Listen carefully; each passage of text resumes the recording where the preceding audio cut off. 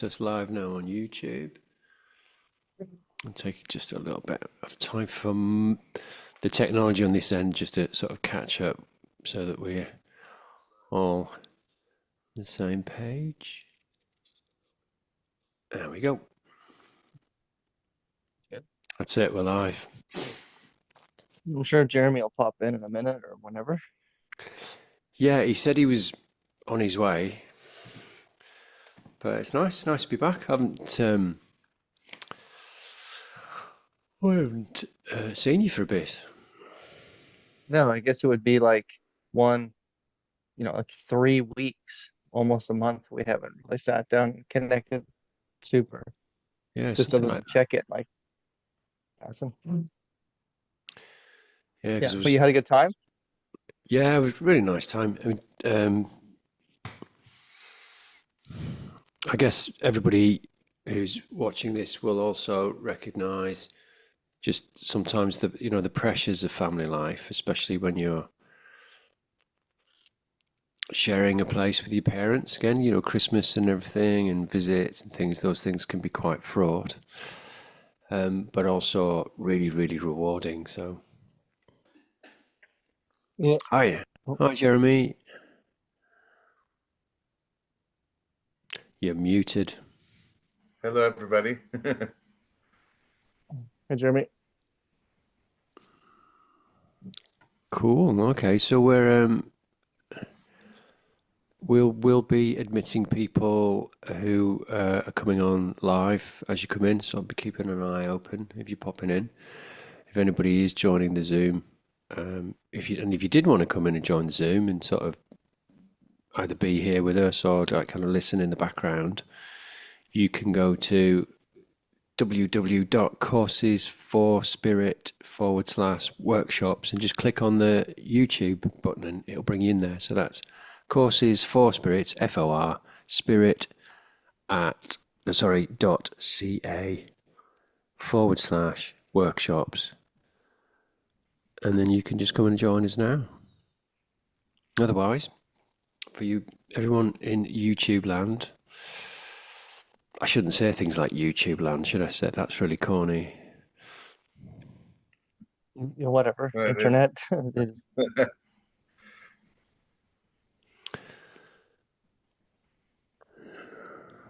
So, what should we? I know, Mason, you had an idea, I think, that you wanted to share, I think.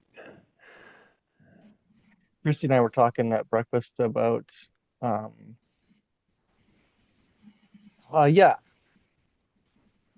we had a topic. Another topic that came to my mind, I was just thinking of is, maybe we've talked about it, like your intuition. I was thinking about, when somebody validates you, when you've been thinking about something or something, so you see somebody else do something, uh, and you think, oh, that really validates me. Like, oh, I've been thinking that the whole time. I've been thinking that for a long time.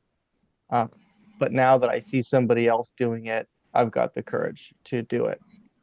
So, you can hear me, right? Yeah. Loud and clear. I think that. I mean, Yeah. I can relate to what you're talking about very strongly. Yeah. Yeah. Yeah. Okay. And so anyway, I was just wondering, like, to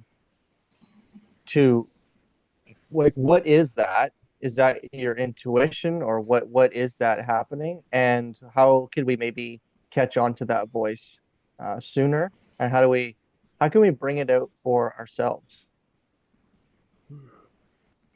Good question.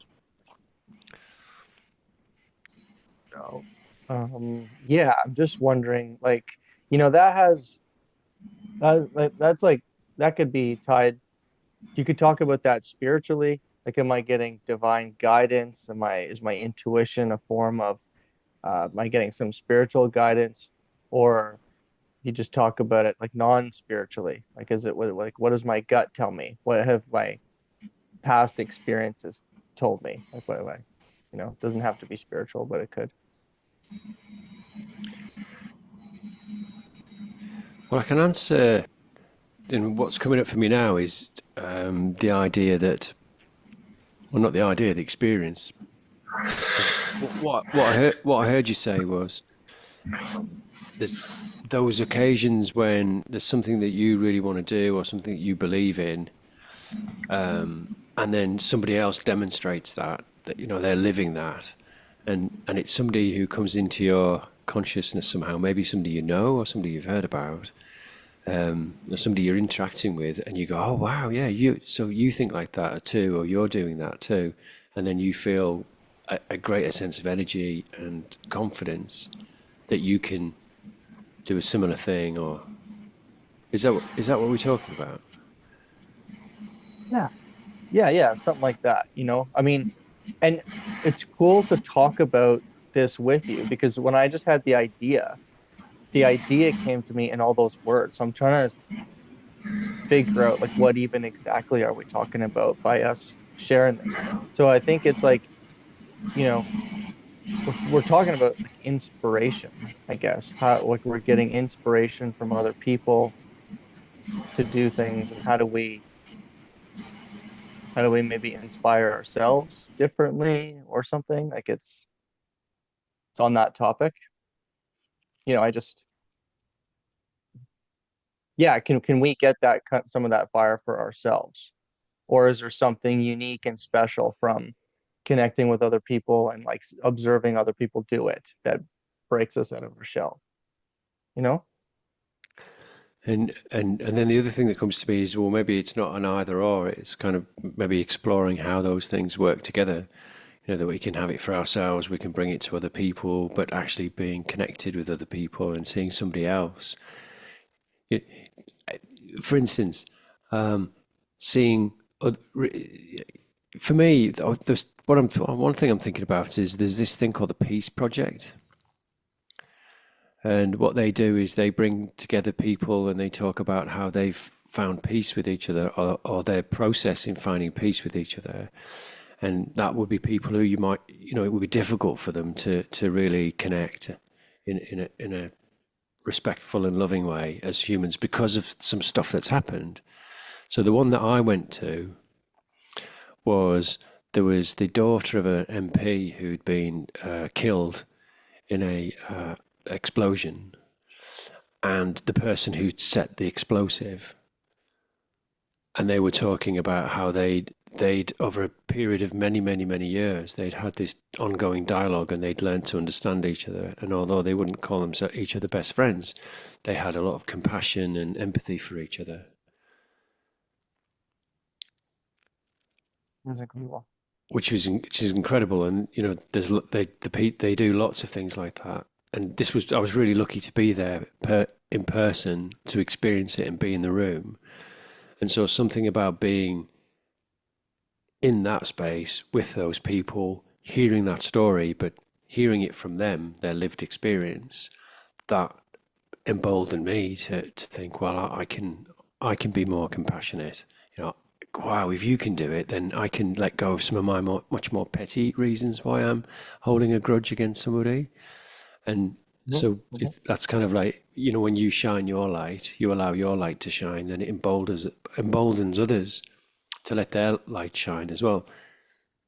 But you're letting your light, it's your light that's shining. So it is coming from you, but at the same time, it's being multiplied because it's in collaboration and communion with other, communion with other people. Yeah, yeah. And being witnessed and such. Yeah. I I've had this vision a whole bunch of times, and it applies to what we're talking about, where like you're a street lamp and like your light lights up another person's light, and it can light up a whole like, or when one match head can set off the whole package. It's like, yeah. And so, even now, it's like there's definitely something to when another human being shows us what's totally possible or what's totally new, and we get inspired by that. It's cool to think about that. And how I asked the question at first, it was about when someone pulls something out of you that was already there. When I mean, we could talk about both things. But And this is the cool thing about talking about it is that, oh, there's two little things that look very similar. There's when another person shows you something new and it inspires you in a new way. And then there's something when another person does something and like you already think in that, like, oh, I could have acted on that, or I should act on that, or that's the signal for me to act on that now, you know? So there's like slightly different processes. You know what I'm talking? Does my making sense? Yeah, yeah, yeah. Well, what would be an example of somebody pulling something out of you that was already there by their, by their example? Okay. How this started was I even have it right here. I was looking at my phone this morning, looking at my cell phone. I like to look at Pinterest a lot, and I've been sitting on my cell phone, and the time I spend on my cell phone, um, it's a big, it takes up a lot of space in my life. The even the conversation I'm talking about specifically, oh, should I be on my cell phone today? Should I be, am I on too much? Is there guilt or shame for sitting here too long, or like some celebration, like, oh, I didn't be on my phone for this time, so it's like I get some satisfaction or something. But I saw this picture looking at my phone, and it looks like this. If you could see it, it says, don't mistake being distracted with being happy. And then Okay. it's got like this guy, yeah, this guy, the log cabin and it's He's a scenery, right? giant, isn't he? He's huge. Just, well, I guess, yeah, in the art depiction and being huge, being happy. But like, I saw that photo, and the first thing that came to mind when I saw that was, oh, I spend a lot of time on my phone where I'm happy. I'm actually, I am happy. Like when I really check in and I really think about it, there's times when I'm sitting on my phone connecting with other people or looking at Pinterest or playing a game or something, reading, and I feel genuinely like happy. Like I'm learning something, I'm taking a break from whatever I'm doing outside, or like it feels good. And of course, I'm talking to myself a lot about how it doesn't feel good. How, oh, I should get off my phone now and just another 10 minutes. And this odd struggle that I'm always stuck in, which I think a lot of us feel. And maybe it's not with the phone or it's something else. But yeah, just the first thing that came to mind when I saw that was, oh, like I realized I've been happy on my phone for a long time. Like there's so many times when I realize I'm happy and I ignored that and I told myself, well, no, you got to get off your phone and you got to go get to work and like that's just the right thing to do for some reason. And I've negated a lot of happiness.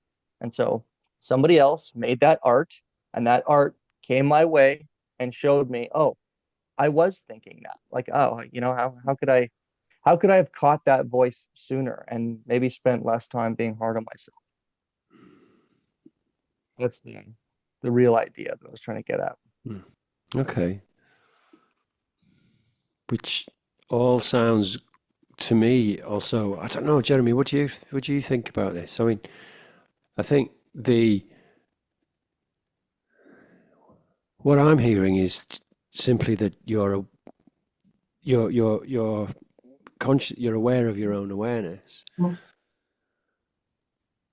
and there's something very pleasurable in becoming aware of all the different voices and the different parts of us, and beginning to make friends with all those different parts, not having them having to do anything in particular or be any particular way, but you're kind of noticing them. And so there's something inherently pleasant about consciousness itself if it's not attached to something really unpleasant. If you're being distracted by um, stuff that's just kind of empty and doesn't, or is full of rage and division, and or is manipulative and things like that. But just to play with your consciousness and be aware of your consciousness, that can be so nice because it feels like it's play, it's play, it's and play and joy are related to each other. You think about when you're a kid and you're playing and you're just in this joyful place. So I'd love to know what Jeremy has to think about all that. Sorry, you'll have to unmute yourself though, Jeremy, because there was a little bit of background noise. So I muted you there. It's probably gone now. I'm wondering about how much is it for the dopamine hit, that we get, the dopamine that we can get when we're watching something on the phone. So how much of it is an addiction versus actual happiness? Yeah. And there's so many ways to approach this. Sorry, did I cut you off there? Are you gonna say something else? Nope. Okay. I feel like there's so many things to talk about at this second of this crossroads of where we're at on this topic. It's like, okay, we could talk about it like an addiction. Yeah. And oh yeah, it's really overpowering when you get a dopamine spike or hit, if that's how you think about it. That's how we've all learned, oh, it's a dopamine thing we're looking at. And that can be like powerful, right? When your brain chemistry is moving and those chemicals are moving around, which possibly these cell phone companies, these apps, social media, it's all designed to do that, to get your actual chemicals stirring. That can be really powerful. That can be really compelling. It can be really compelling if you've had a hard time or a hard day, and for whatever reason you're dopamine deficient, you're sad, you're not feeling great, but your nervous system, your subconscious knows that scrolling is going to give you those like dopamine flashes. So you gravitate towards that. And I think that's like one whole discussion. Another discussion is, um, yeah, Mike, like you mentioned, oh, you're being aware of, oh, this is making me feel good right now. Oh, this is good. Or you're being aware that, oh, I'm watching the news again and I'm seeing the same story 5 times today and I'm like getting angry and now I'm like activated. Now the adrenaline, like that's been all stirred up. And so like just noticing both of those, that's another practice like we could just talk about. Ooh. And then even like a third point is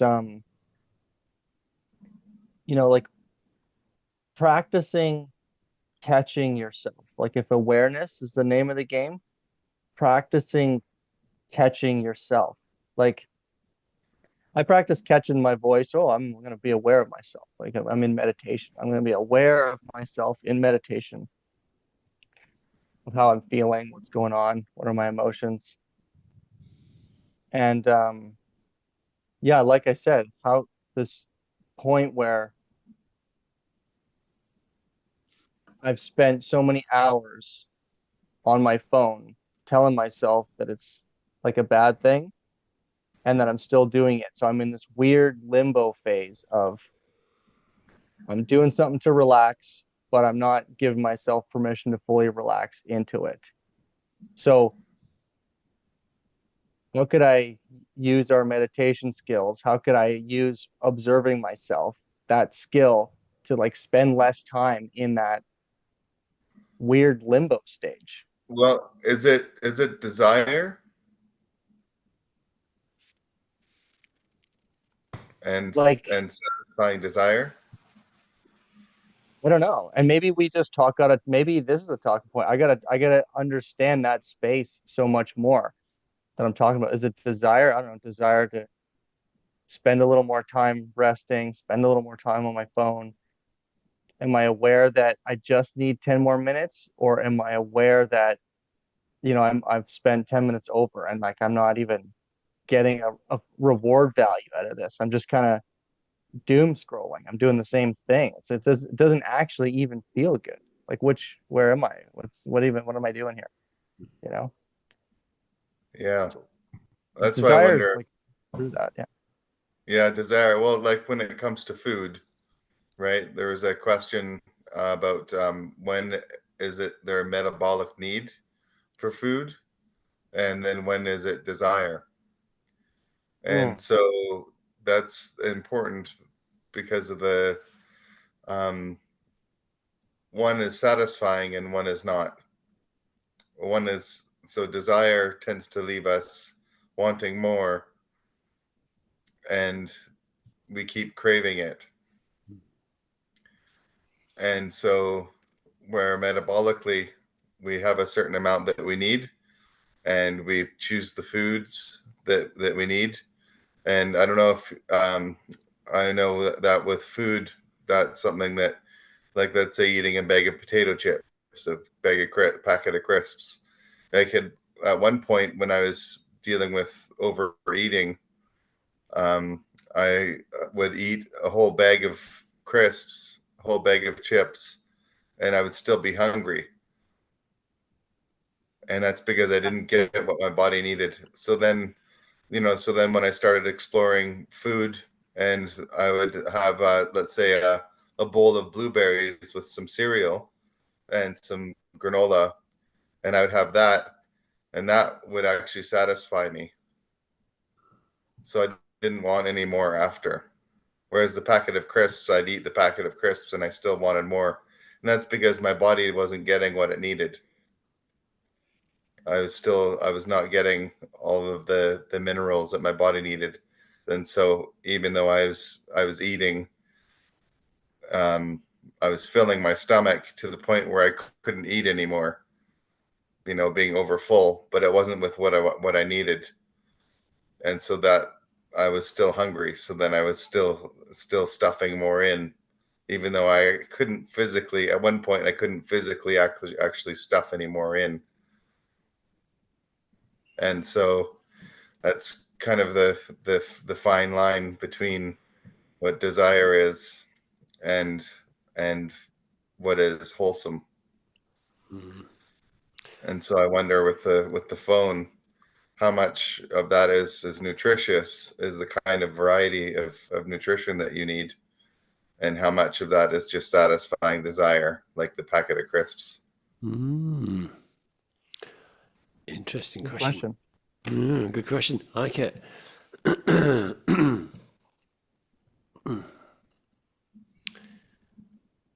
Yeah, because because I like, I'm on Substack, and I like to, there's certain writers that I really like to read on Substack. And there's one, I got something from one of the regular writers that I liked the other day, and I read it. It's such a beautiful piece of writing, very poetic and very, very like nutritious. If a piece of writing could be nutritious, it felt very nutritious. And then I put my phone down because I'd read this thing and I wanted to contemplate about it. But if it's like this and it's just this thing that's, I'm not really interested in, what's that? Oh, that's kind of vaguely interesting. What's this? Oh, I wish I was like that. Oh dear. Oh. And this kind of stream of stuff, but none of that's nutritious because it hasn't got any depth or any meaning. Then I can see how I can see how that metaphor works for those two things, and actually how useful it is in a way of thinking about it in terms of food. Am I being fed by this? Am I being nurtured by this? Is this nutritious for me, or is this just like, Yeah. It's the all you can eat buffet where everything's just a bit cheap and nasty and horrible, not very good for you. Yeah. And it's, when you've paid your 10 quid, you really want to stuff your face, don't you? You don't want to leave there until you're actually bursting at the seams. Yeah. Yeah. Yeah, yeah. Yeah. It's and the last plate, you don't even want to do it. You're just like Got to do going it. for it. Got to finish that Yeah, plate. Got to finish that yeah, plate. Yeah. Then yeah, dessert. Then yeah. it's the The sweet story, stuff. the Mm. the stories we tell in our heads, right? Like it's just, yeah, about why we have to carry on that way. And then law of diminishing return, like the first plate's always going to be the best. You run in there with your tongue hanging out, and then by the fifth plate, it's never going to taste it that good again. Yeah. And that's where there's flavors in, if you go into Ayurvedic medicine, and Rajasic is flavors that are like spicy, and they're stimulating flavors. And so whereas carrot is something it's called sattvic. So sattva is considered to be the top. the more neutral, and the one that's the most balanced. So there's sattva, there's tamas, and rajas. Tamas is like potato, and it's and cheese, and it's slow, and it's sticky, and it's um, almost opposite of rajas, the stimulating. And so often in our diet, we add in, when we get addicted to food, we'll be addicted to the rajas, which is the spice, and then, for example, MSG is in rajas category. And so when we have a meal that's sattva, it's quite neutral in a sense, and so that is not as satisfying sometimes to our senses, because we got used to the addiction. We got used to using the rajas foods, like coffee. Caffeine is rajasic. And so, according to Paramahansa Yogananda, the basically noting that when we eat a meal, we should just feel happy with it. It shouldn't be like over exciting or under. So yeah, so things like scrolling every 2 minutes. Every 2 minutes, we're watching a clip. I think that seems very rajasic, because raja is very quick moving, and tamas is very slow moving. And so maybe, I'm not sure what would be considered to be slow moving on the phone, but sattva is something that is satisfying in a deeper way. Yeah. Yeah, I think that's quite a useful metaphor, because metaphors can be a metaphor is really useful to think about something from a different point of view, and thinking about the way that we use our devices and the way that we can become attached to desire in the same way that we get things. I do like coffee and crisps quite a lot, so I'm pretty much stuck on sattva. Not sattva, Raja. Raja. So Yeah. I do like those extreme tastes, and I do recognize that I'm usually drawn to them when I'm going through a lot of change, in a change that feels quite difficult to allow in a way, because like internal shifts and eternal shifts in consciousness, for me, they're attended by emotional shifts in my body as well. And I like the coffee in the morning because it sort of, there's something about that makes me go pay attention to what I'm doing. And then I've always used food, and I think a lot of people will do this. I've used food to change my state as well. So being British, we've got some fantastic salt and vinegar flavors in crisps, and they're very tangy and very sharp. And if I eat those, it shifts my state again. So I am actually using that rajasic kind of taste. And I think the point that I keep coming back to, that keeps making sense to me, which is a really nice, for me, it's very lovely and kind of spacious and a lovely thing, is the idea of just anybody or any of us, if we're becoming aware of our behaviors and aware of the things that we're doing, that's a really beautiful thing as well, because that is awareness, that is consciousness growing, and we can be a little bit. It's kind of nice to bring in the compassion as well, as best you can in any given moment, to have the compassion. It's like, yeah, I'm doing this again, I'm doing that again, but it's like, oh, but I'm aware that I'm doing that again. I mean, what a terrible position I would be in if I wasn't aware of the fact that I'm repeating behaviors that I don't want to repeat anymore. And so it can be very, very frustrating. but it is a big change to go from being completely doing things in an unconscious way and not knowing that you're doing them, even just thinking that's the way the world is, Yeah. and then questioning things, and being frustrated. It is frustrating, and I think, the frustration, I don't know if it ever goes away. It kind of seems to have its own cyclical kind of nature, where your consciousness is expanding and then it kind of contracts a little bit and it expands again. But it's this general kind of expanding of consciousness going on, but it keeps, like one step forward, two steps back, one step forward, two steps back. You get that as well. Yeah. Yeah, that's just what was bubbling up for me there. Yeah.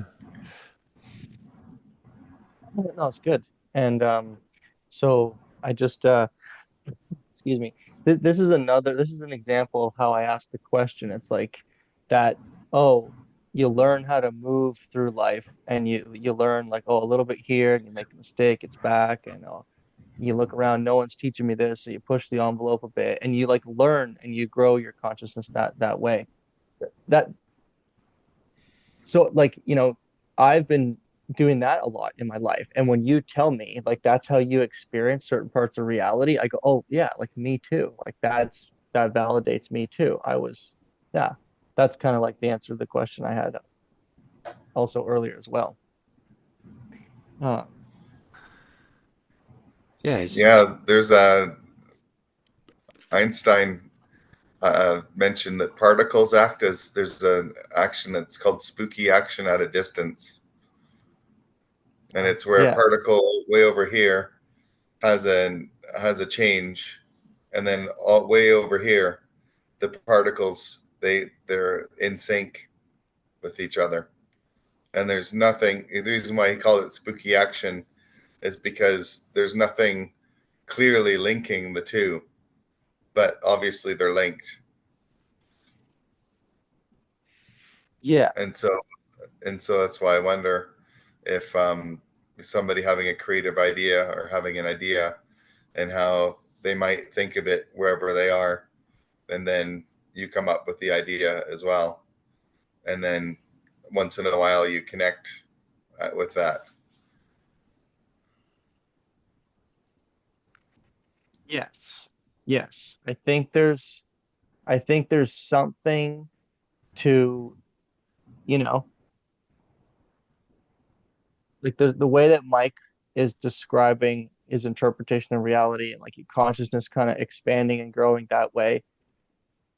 It's the same way I'm describing it also. It's like the same way most babies kind of learn how to walk. It's like wobbly and you start, but then eventually it's like, so it's like, oh, that seems to be how we all do it. There's some connecting thread there for sure. And I just try to wonder, like, what even is it when you put it out there to the ether? I've heard that, you know, if you have a brilliant idea, it just gets put out there, and if you don't bring it to fruition, like it's out there, and someone else, it might become in someone else's consciousness, and then it comes to fruition. So somehow, like we're all contributing energy to this pot that we're all somehow taking out of. Like, is it karma? Is it what? There's that whole thing of life is invisible but cool to try to map out like what is that going on, you know? Yes. And I think we're learning. I mean, that I think we're evolving to that, and this is the same formula, Mike. We're like, what is that? We're learning what that is. What is karma? Like, what is the soul? And we're slowly like fumbling, tripping, falling back, but we're slowly getting there. We're slowly doing that thing, you know? Um, yeah. Sometimes I wonder if aliens are out there and they can talk telepathically because they've had millions of years of evolving and growing, and we're on our way, you know? Um, so I yeah, think just this invisible world, well, telepathy, the stuff we're talking in terms of telepathy, I think it's more of a case of either unforgetting or remembering, that that has everybody has experiences of thinking about somebody and then they phone them or message them. Everyone's had that, and the way I look at it, really, for me now, it's just a case of there are times when I get telepathic communications from someone or about something, and I think I would get a lot more of them if my belief structure wasn't so close to that. Yeah, belief structure makes a difference. It's like a belief structure is like a container. Like also has like filters, like a some kind of a vessel that you can have like clear glass on, or it can be metal or ceramic. The belief structures stand out when we were talking about the buffet analogy earlier, like how you believe you got to get the last plate, even though your body's like, please stop, this is suicide. But your beliefs override that. And so, yeah, like Well, I'm sure if we drop our belief system, like more could come in. Like, oh, I well, can't see ghosts. Don't, well, you should become aware of your belief system. I think that's a useful thing to do, to keep an open mind about it, become aware of what you believe in, and kind of also to recognize that some things are going to be hidden because there's always a great part of ourselves that is hidden, but bits of it keep coming up into our conscious awareness, like that's saying into the light. And so Yeah, we've got our belief systems, and I know, and Jeremy you were using that analogy of the food to help us to become, I think, to be more aware of our desires as well. So we've got the things that we believe to be true, that we think we need, and that we've been told that we need as well by by the culture that we've grown up in. And that culture has been influenced by the culture that went before it, and there are different actors in that culture as well. So there are some people who understand culture more than others, and some people are actively working with culture to change the way, or to keep the status quo about the way people think. And then we have our desires as well, and it's all interlinked. It's all related.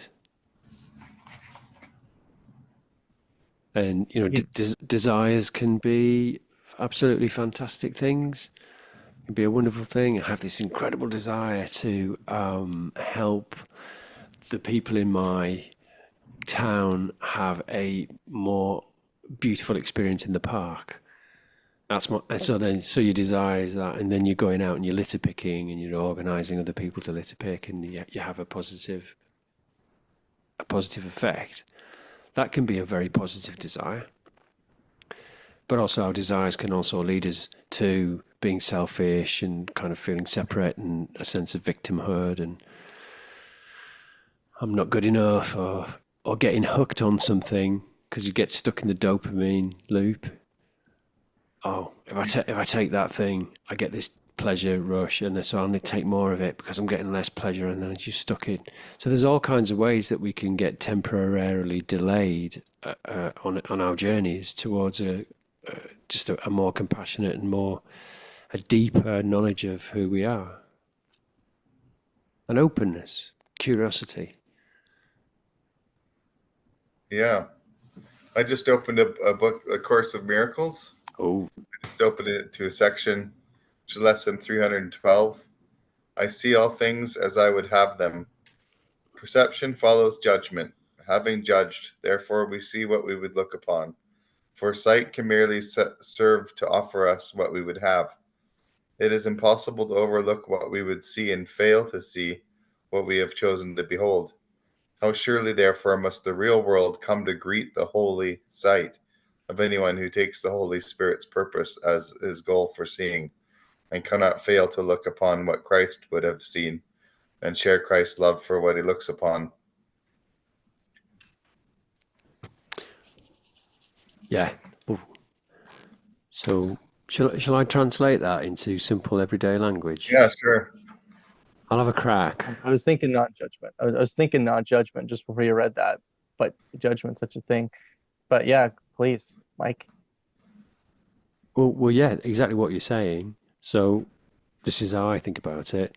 So lack of judgment, recognize it's not actually my place. Not, this isn't saying that we're not going to make value judgments, but that it isn't really my place to judge another human being and stand in condemnation of them, because I just don't know what their journey is and what they have to go, and I just don't know their part in things.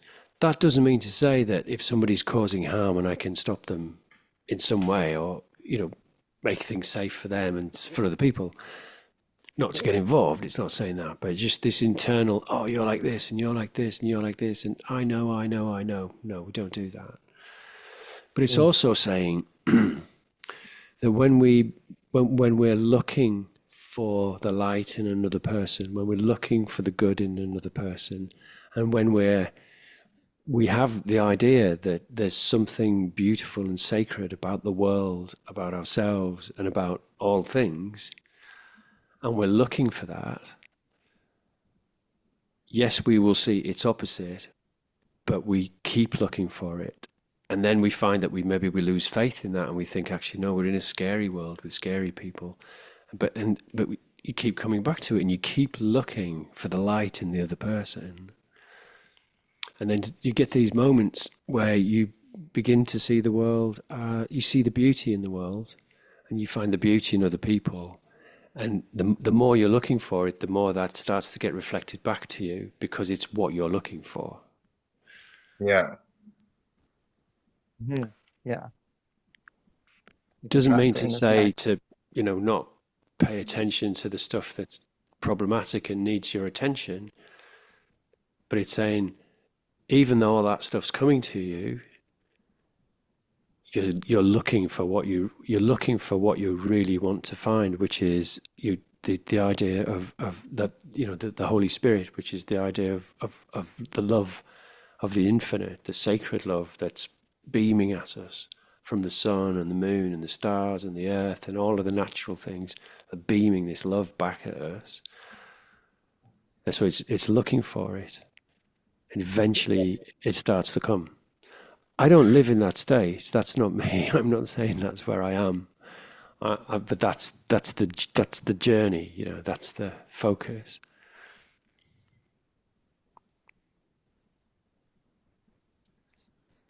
Yeah, it's a state you could enter at times, and you could take some insights from that state and bring it back to the state that we all kind of currently are in, which is like multiple different states. Like you said, all those factors before, we're always in different moods. We're always at different aptitude levels. We're hungry, we're not, we're nourished, we're well slept, we're in a flow state, we're upset. Life circumstances are great. The set and settings are great, or life circumstances are bad.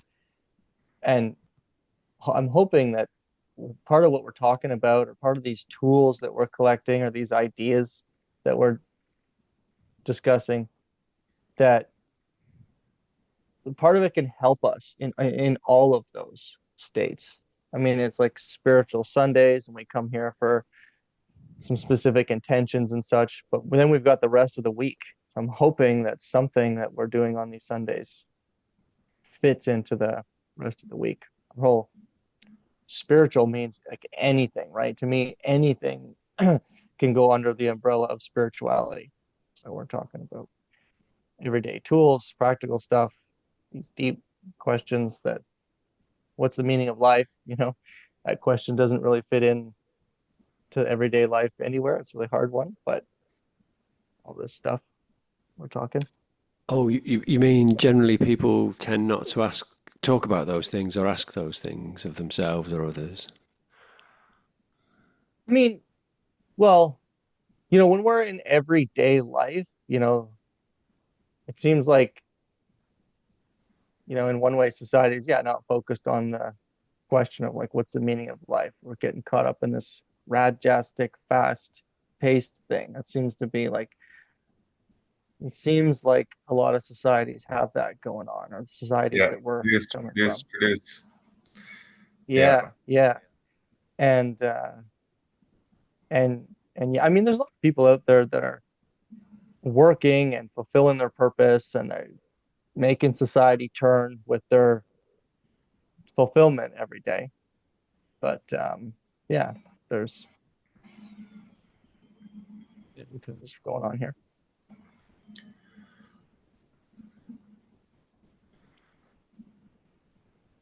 I don't know what I've kind of lost what I was saying there. Yeah. Well, that's why it's important to take the time to focus on what we want, and hopefully we can make informed decisions that they're sattvic by nature. Sat means truth. So seeking out things that are truth based, whatever that means for us, and that's continues to be more satisfying in the long run. Whereas something like sexual desire is considered Rajasic, but we can utilize that also and make it Sattvic, like love, for example. So love is different than sexual desire, even though we have them very intricately linked. Love itself is purely satisfying, whereas sexually, that's kind of like scratching an itch. It's a desire that comes and goes, whereas love is a ever present, ever flowing thing.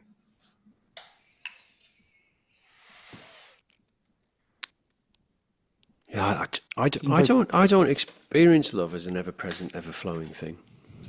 You don't? No, I don't. No, I've incredibly I have an incredible human experience, where you lose sight of it, then it comes and it surprises you, and through your practices, you learn to cultivate it. But it's always kind of ebbing and flowing for me, like the tides. Okay. Or maybe I'm being too rajastic with my diet, possibly, because I think that's it. It's the lived experience of the moment, and the moment's always changing. And to be in relationship with others, and to be in relationship with yourself, and to be in relationship with the world, I find that that means that there's a lot of movement inside of me, a lot of energetic, you know, energy moving and emotion moving. Yeah.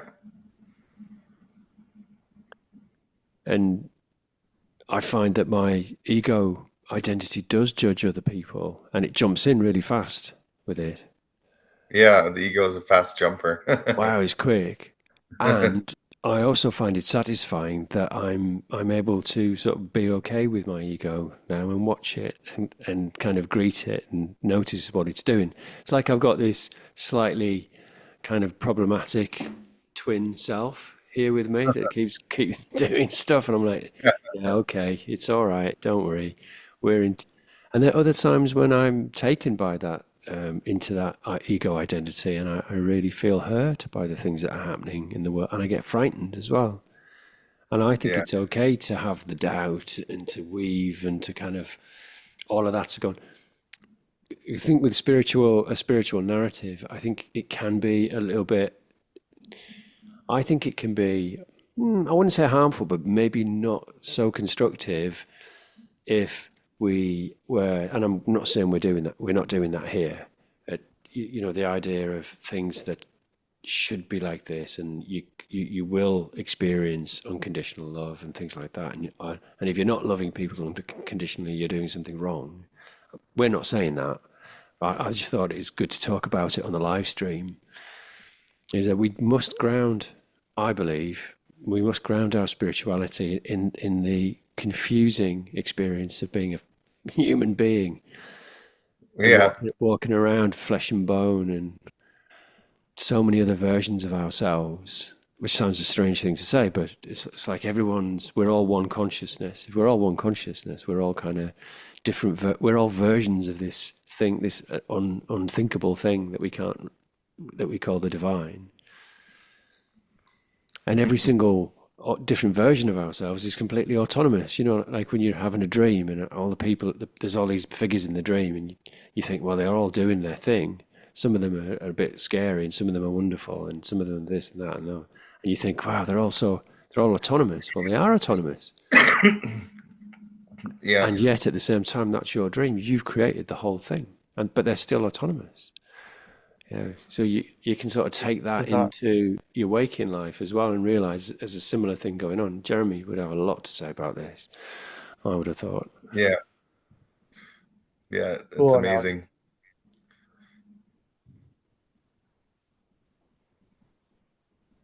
Yeah.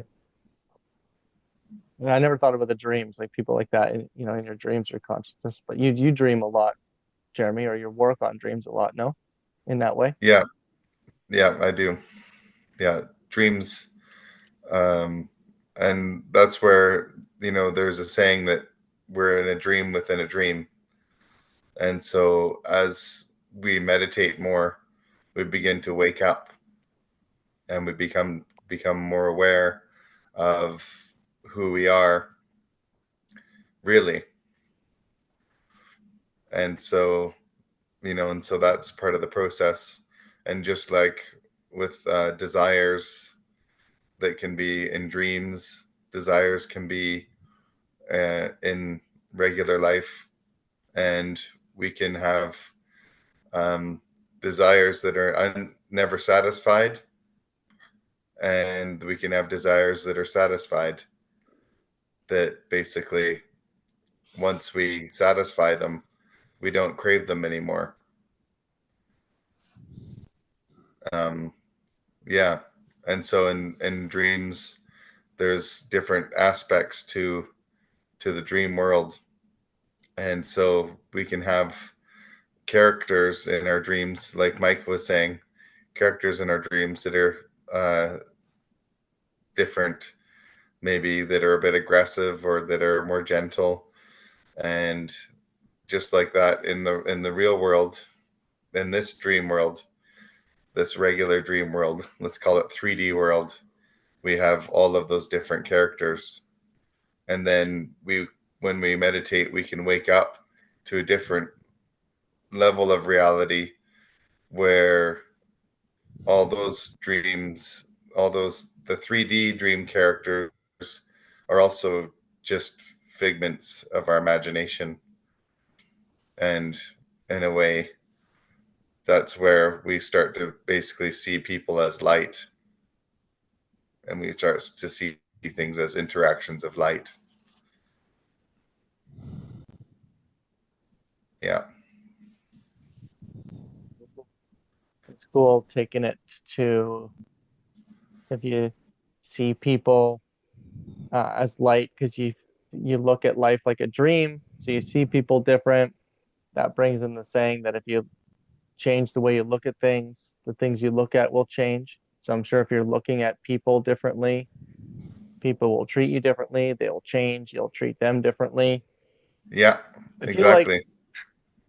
I feel like trying to um slow everything down, all this Rajasic stuff, if we can slow it down to Tamasic stuff, I feel like that's a real skill. I feel like practicing capturing our awareness in different parts of life is a real skill.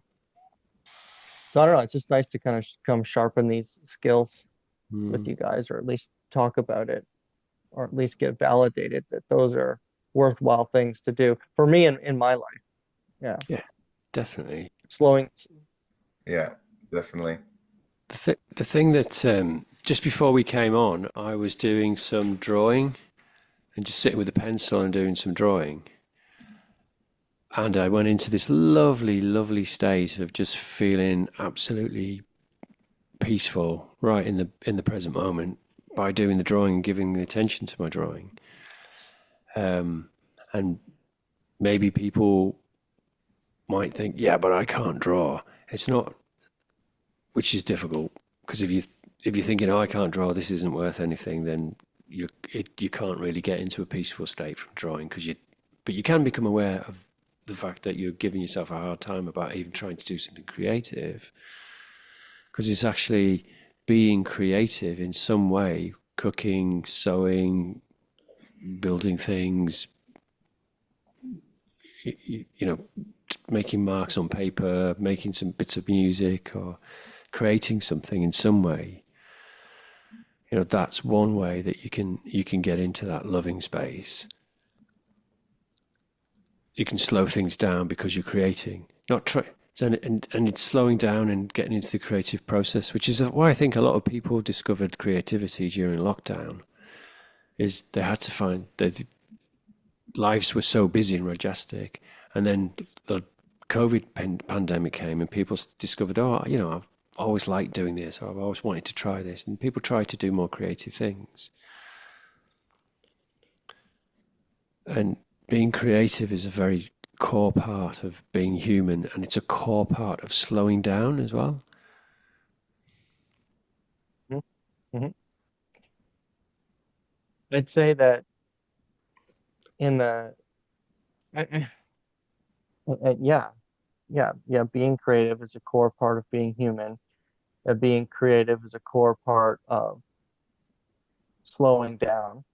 And I think being creative is slow because it helps you focus on one thing. I'm sure whether you're an amazing artist or not, or whether you think you can draw or you can't, or I'm sure you are slow and focused on just your drawing in that state, Mike. I'm sure you are kind of dialed in. Yeah. It was really nice. I had this feeling of recognizing myself, or re-encountering myself, or meeting myself again. It's like, oh yeah, of course you love this. This is really nice for you, and that's more of a sattvic kind of feeling. Yeah. I like to hold these different states. Um, I like to try to capture these different states that we find ourselves in, like this one that you're describing, to try to remember it or to try to have it so that you can return back to it. I find there's so many different states in life, there's hundreds, even throughout the day. But it's fun to capture the ones that you love and just to try to find new ways to get into those states from wherever you are. Try to find new ways to expand those states and make them more roomy or more homey, like how could you, like it's like dressing up a house. You like that state of focusing on drawing. Maybe you'd like it a little bit more if you had a cup of tea. Maybe you'd like it a little bit more if you did it while you wore your favorite sweater.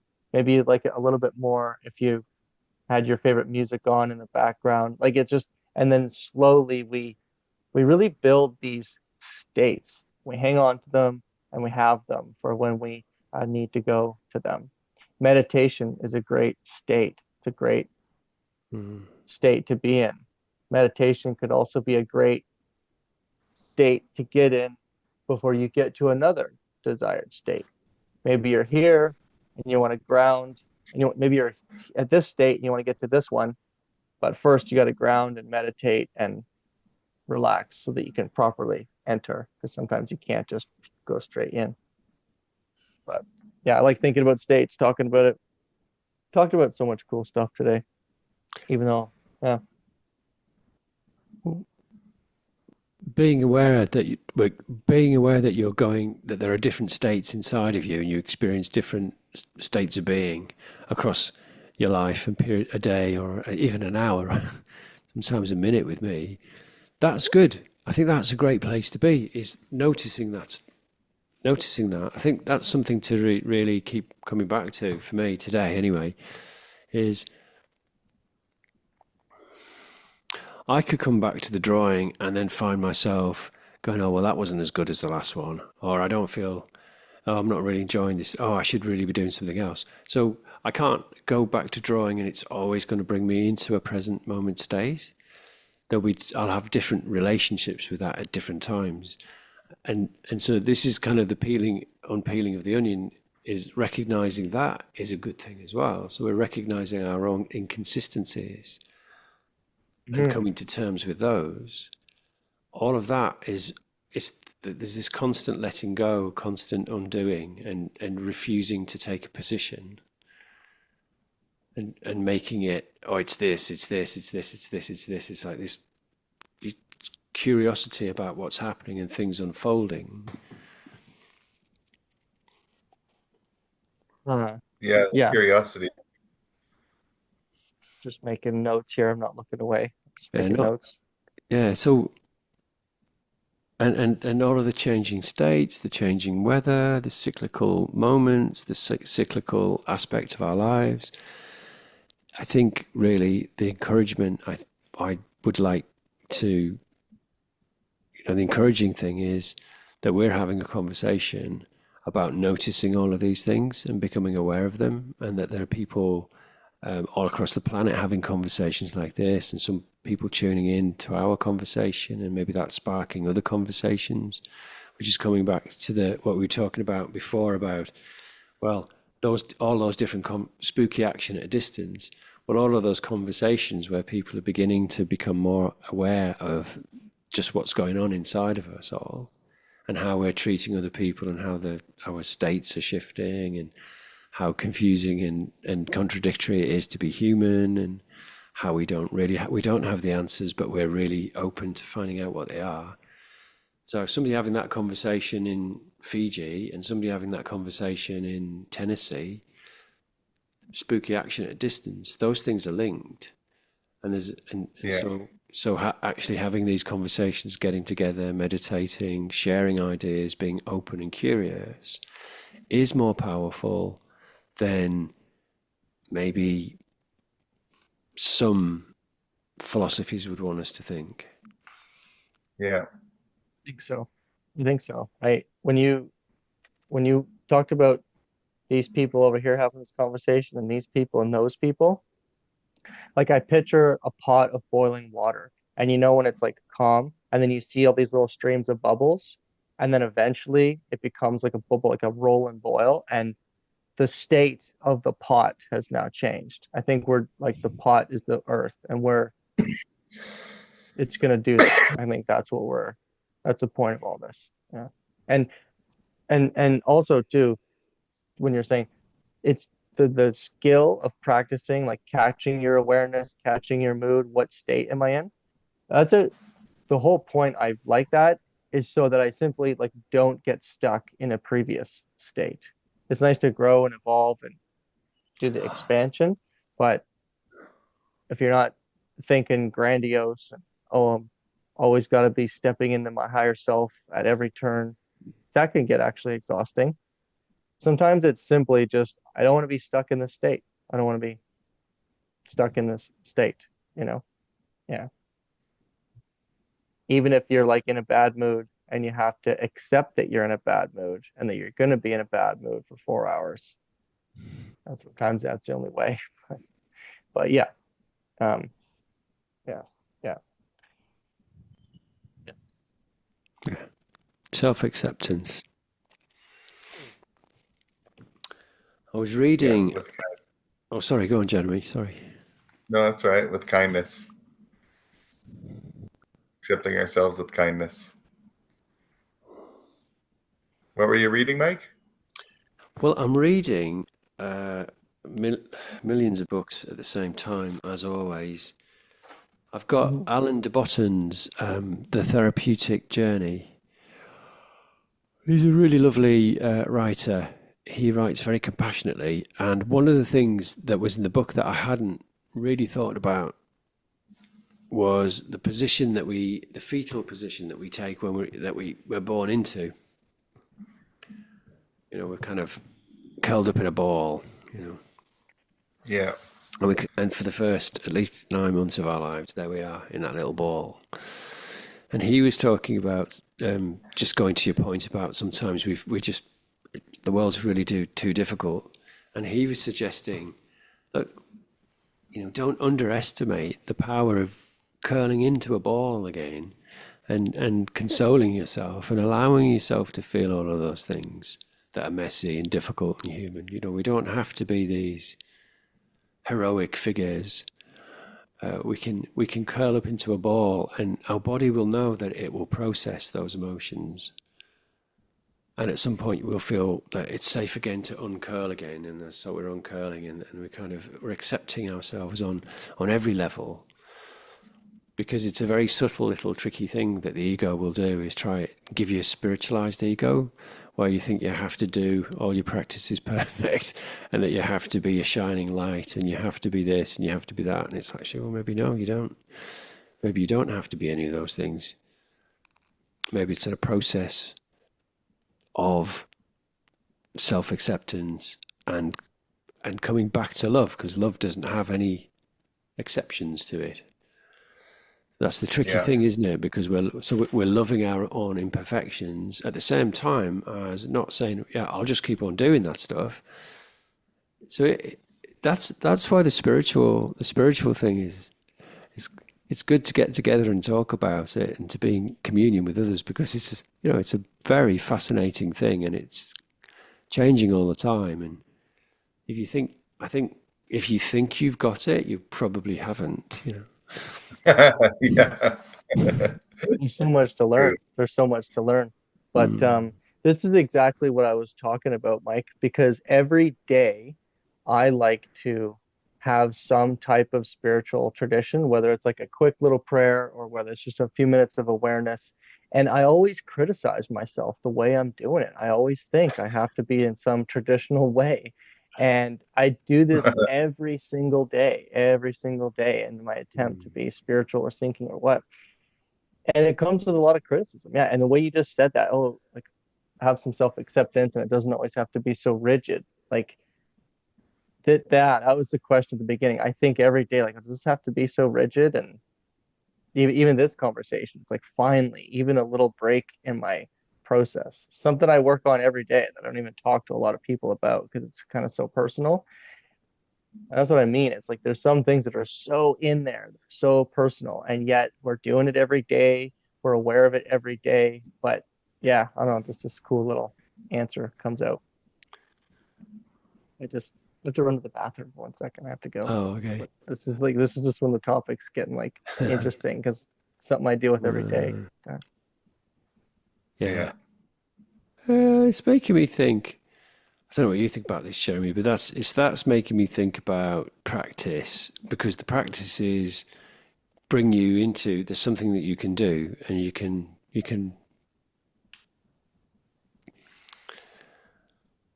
So you're doing your practices, and what Mason's saying is he's giving himself a hard time because he's not doing them right.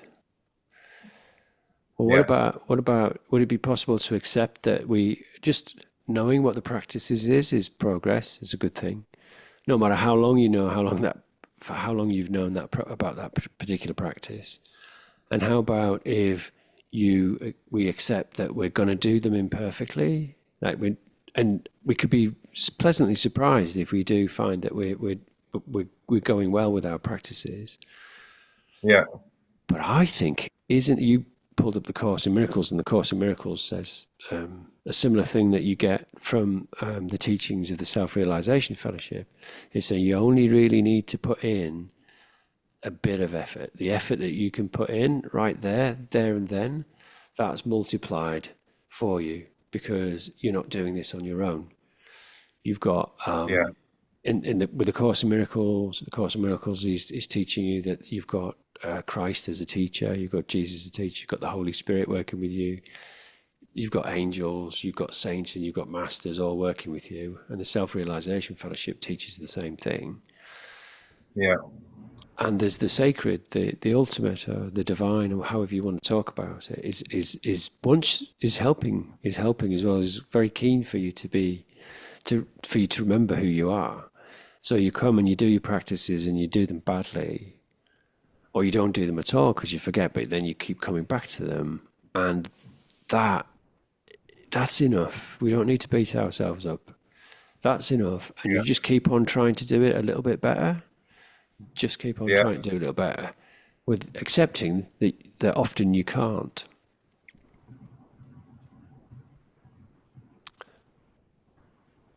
Yeah. That's so true.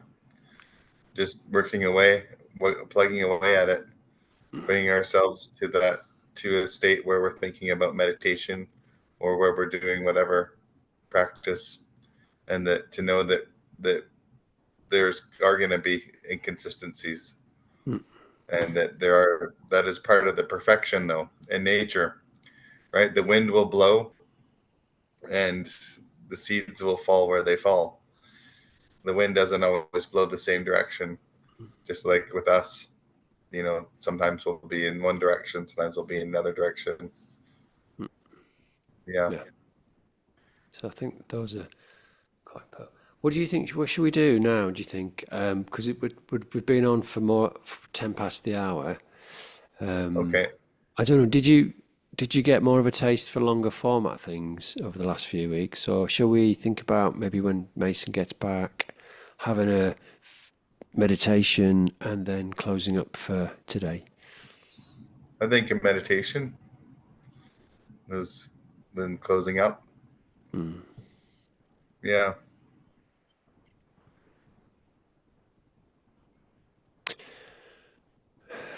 Something that I found is that when you start a practice, you start on a path with a particular organization or a group or a teacher, you tend to get these, because it's all kind of new and you're learning a lot, you tend to feel like you're making quite rapid progress often, or you get a little bit of a helping hand and your practices goes really well. And then I found consistently that the more I do spiritual practice, the more I realize it isn't such a straightforward thing. Yeah. Yeah. It's not straightforward. It's like, yeah, wiggly line, Yeah, it's quite sometimes circles. it's quite cyclical, isn't it? Yeah, it's quite Yeah. cyclical. I like the way Eckhart Tolle explains it. He says it's like you sort of go like this, and you're going, "Oh, this is going really well. Oh, this is really great. Oh, oh no, this is awful. Oh no, I'm losing all of that progress. Oh, oh well, never Yeah. mind. Oh, actually, this is getting a bit better. Blah blah blah blah." And what you're doing, you need this retroactive movement because you need to integrate what you're learning and what's Yeah. happening to you. Because there's a lot of changes happen to us when we get on a spiritual journey. So often you can feel like this part, this backwards bit, is going on more than this forward part. But if you look, we started there and we're here already. We've just done a few loop-the-loops. Yeah. So over the course of years of practice, lifetimes of practice, which is what your practice for your entire lifetime. And then if you go for reincarnation, which we both do, you practice for lifetimes. Yeah. And most of the time you can feel like you're getting it wrong, but you're actually going in the right direction, which I find incredibly consoling. Yeah. And sometimes when things aren't seem like they're going well and things are always breaking around, then um, that sometimes is those are the moments when we often can learn the most as Mm. well. When we forge ahead, we make through the negative space when things are negative. I also like the idea of the expanding and the contracting of like consciousness. Mm. And I noticed that when in our evolution we have moments where we expand and expand, and then there's times when we contract, and when we contract, that's also when often people will throw out things that they don't need because there's less space Mm. inside. And so that's when things can seem like they're a bit much. I like that, yeah. Often when relationships change, they shift in that in that circle because we're going back kind of to the beginning in a sense. And so there's not enough space in there. So we throw out all kinds of things out of that center and then expand again. And then that's the kind of the way of the breath of Brahman, right? The expansion and contraction of the universe Mm. is expansion and our contraction that seems to happen. And in that contraction, there'll be like moments where there'll be like where things will hit.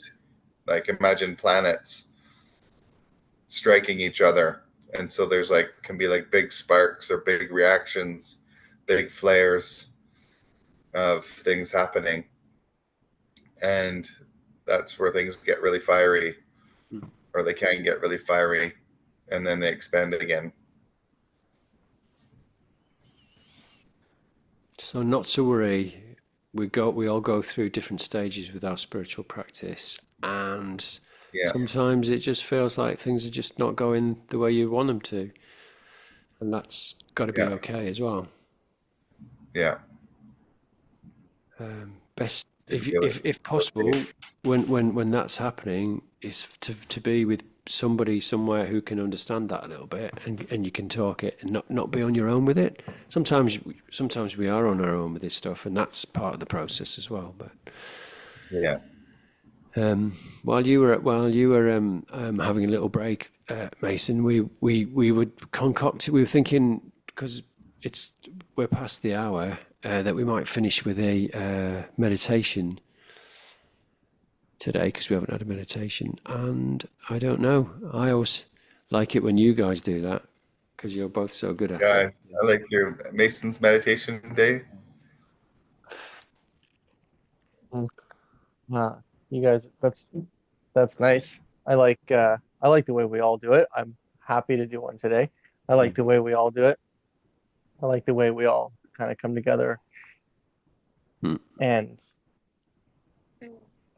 just kind of contribute to all of it. I like feeling us all in the space at the same time. So I wonder, like, what kind of um, just like a point for focusing on is, and we always like to listen to our awareness and listen to for what's coming up, and what we've talked about today is like it's kind of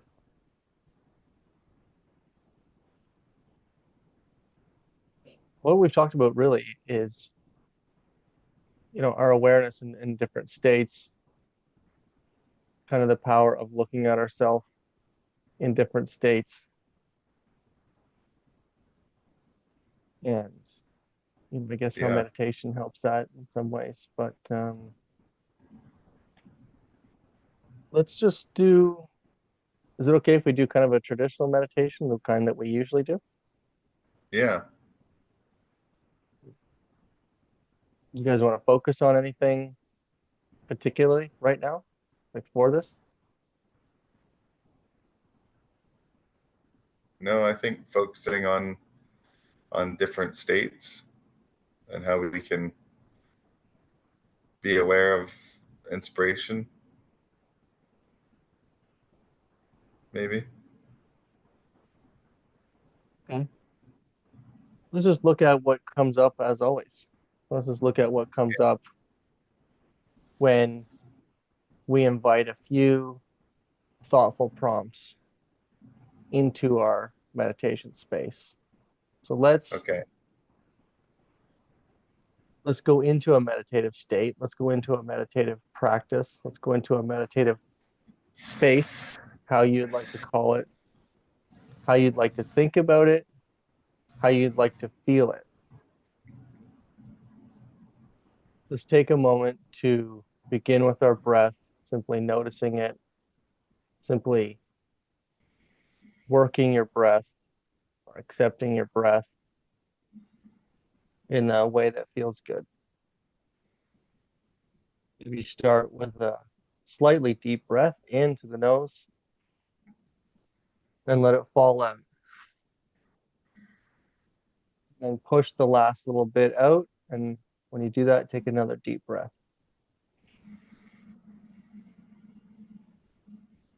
And let it fall out. And as you adjust to comfortable seating position, as you adjust to a comfortable spine position, as you let your breath adjust to what it needs to be, we try to invite some of that creativity that Mike was talking about earlier. And in the same way, Mike, that you were in that state, focused, drawing with a pencil or a pen in your hand, being creative, we try to invite that state of being into the now, into us now, as if we were going to create this space. We try to notice our states. We'll get to inspiration, but we try to just notice our state right now. We're inviting creativity and we're noticing the state that we are in right now. Notice your transition from your current state to bringing creativity into your heart and mind. You notice bring creativity into what you feel right now.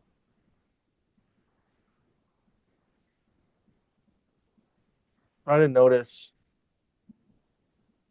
any sensations that rise when you feel the power of your own creativity. And feel as you focus on your creativity. Try to feel as your meditation space gets quieter, as you sink more into your being. Try to feel your creative power kind of rise. Feel it with your breath if you want. Feel how you have the control in this space to just let thoughts go.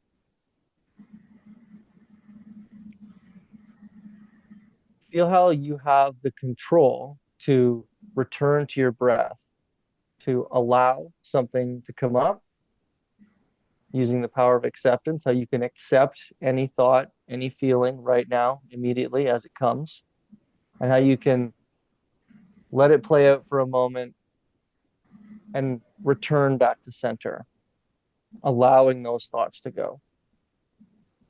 Notice how you have that control. Play with that just for a moment. Notice how you come back to center.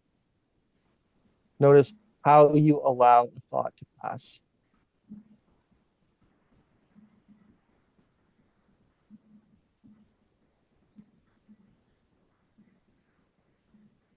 Take a lap around what has been spoken about in the last few moments and what may seem obvious.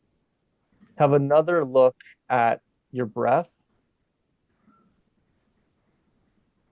So another look at how you return to center, how you return to your breath, how you allow a thought to pass.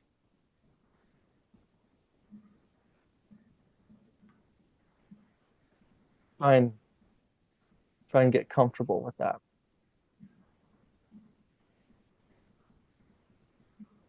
Now, notice how with that power, you can hold this space. You're holding yourself at center. You're holding the calmness of this space. Simply notice what there is to notice about this becoming state. This state that doesn't seem to be fixed on its own. It seems to be kind of changing all the time with thoughts coming in, trying to lead you out of this space. Try to notice how you're in control of this space.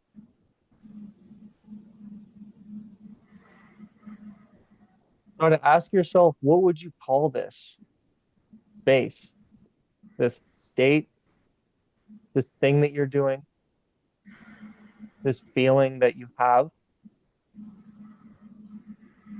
this feeling that you've paved your own access way to. You've decided to come here. With that creativity that you're in touch with, you use that creativity to come to this space, to become aware of this space, this state.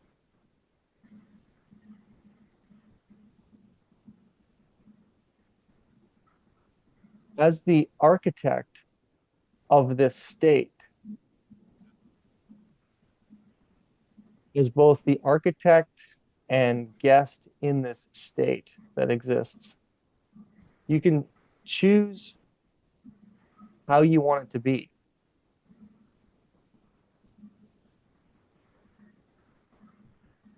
While you're noticing your breath and you're maintaining yourself in this space, maybe you're still letting go of thoughts. Maybe you're aware of your heartbeat. As you decide how you want this space to be, just keep trying to pay attention to your creativity, your ability to be in this state, your ability to conceptualize what's happening for you, as well as the ability to listen to my voice, to listen to this space.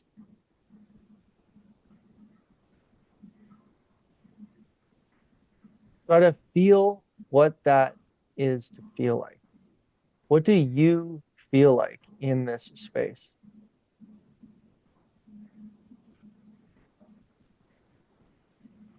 What do you feel like right now in this space? What is your essence amongst these missing, these these many pieces that are floating around that we're talking about?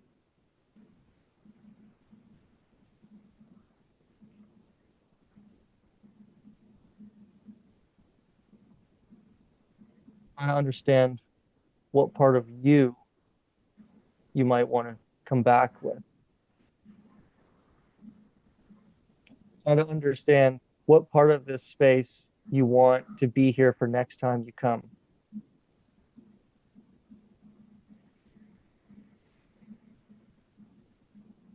Try to have one more look around this room, this inner room. Try to have one more look around this inner space. Before we go, try to have one more look at how you feel. Have a look at how you feel now, and have a look at how you want to feel. How you want to feel in general, how you want to feel in this moment, how you want to feel for the rest of the day, how you want to feel even just for a moment, just to feel it.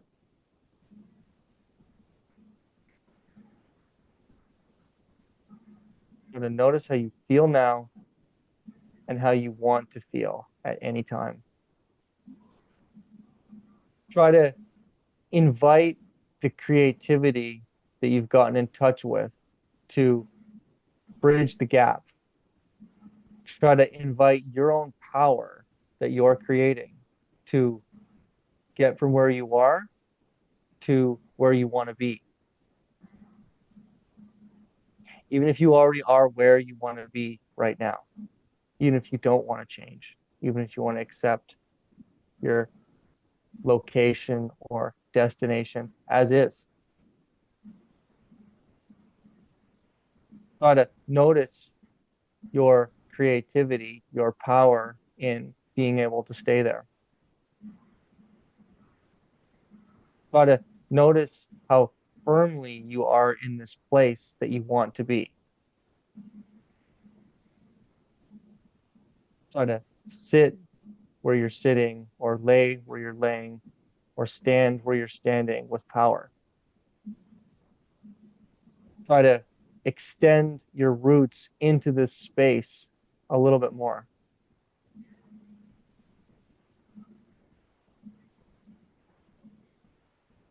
Try to flex as much love into this space as you can.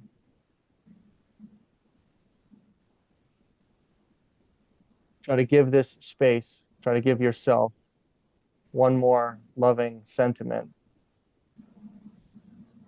while you can. Before we go, try to love yourself for just this moment.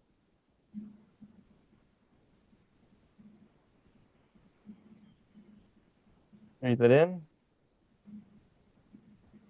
let it go. Your intention's been set.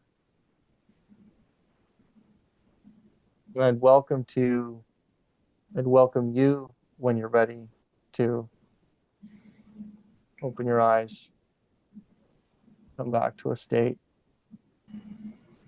to stay aware of your breath, stay aware of yourself,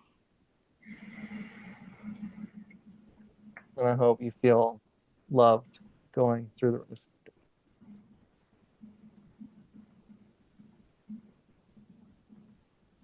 You're muted, You're brother. muted, You're muted. Mike. Yeah, no, I was gone there. I fell asleep several times, and then just that was really relaxing. Thank you so much. I think I needed that a lot, and yeah. Yeah, Oh, that's cool. Awesome. Yeah, yeah. That's great. And maybe you could yeah. watch I it was again and see the parts that you ebbed and flowed out of and bring it all into one. But it was perfect. Yeah. It looked good. Sorry, what were you gonna say, Jeremy? I was able to build dream images in that state, which was really interesting. Like coming to when you said like, "Where's your space?" and your space, then I was a bird, and then I was flying like a bird along the mountains, and that changed in it. Everything kept changing and evolving, which is really fun. Yeah, thank you for that. Yeah. Yeah, of course. I love to hear about that. I love to hear about that. Everyone has such different creativity. And so when people share it with you, it's just cool. It's like I feel like I want to ride with you in that spot. I can picture a bird in mountains, like I picture beauty too. So it's yeah. Anyway, well, I love doing that with you guys. I love being here with you guys. It's wonderful. Glad you could have that. Well, thank you so much. Thank you so much, and I love being here too with you guys and with everybody at home. So yeah, thanks for tuning in with us, and we'll be back same time next week, I guess. Yeah, Any see you Sunday. See you next Sunday. Yeah, yeah. See you Sunday. Unless we get